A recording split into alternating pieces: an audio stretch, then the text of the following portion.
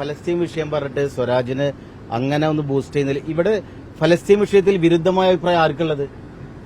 എല്ലാവരും ഫലസ്തീൻ അനുകൂലമായ നിലപാടാണ്, പ്രത്യേകിച്ച് കേരളത്തിൽ എല്ലാ രാഷ്ട്രീയ പാർട്ടികളും. അത് സ്വരാജ് അത് മാർക്കറ്റ് ചെയ്യാണ്. വ്യത്യസ്തമായ ഒരു അഭിപ്രായം ആർക്കില്ല. പിന്നെ സ്വരാജിനെ അങ്ങനെ ബ്രാൻഡ് ചെയ്യണ എന്തുകൊണ്ടാണെന്ന് മനസ്സിലാവുന്നില്ല. അതാണ് സത്യത്തിൽ. നവാസ് പറഞ്ഞ പോലെ സമുദായത്തെ ഇക്ലിപ്പെടുത്തുന്നതല്ല. അതെ ഫലസ്തീൻ വിഷയം സമുദായത്തിനൊരു ഇക്കളി വിഷയമല്ല, അത് ഗൗരവമുള്ള വിഷയം തന്നെയാണ്.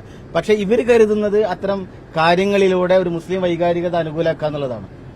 അത്തരം വൈകാരികതയ്ക്ക് മുസ്ലിങ്ങൾ കേരളത്തിൽ നിന്നിട്ടില്ല, മുസ്ലിം ലീഗിന്റെ സാന്നിധ്യം നിൽക്കില്ല. ഞാൻ പറഞ്ഞ ഫലസ്തീൻ വിഷയത്തിലല്ല, നേരത്തെ ഒരു നമ്മളുടെ ഒരു വൈകാരികതയ്ക്ക് അപ്പുറം കാര്യങ്ങളെ യഥാർത്ഥ രീതിയിൽ സമീപിച്ചുകൊണ്ട് ഒരു നിലപാട്. അതിൽ ഫലസ്തീൻ വിഷയത്തിൽ അന്നും ഇന്നും നമ്മൾ ഒരു കേരളത്തിലെ മുസ്ലിം ലീഗിനും നിലപാടുണ്ട്, കോൺഗ്രസിനും നിലപാടുണ്ട്.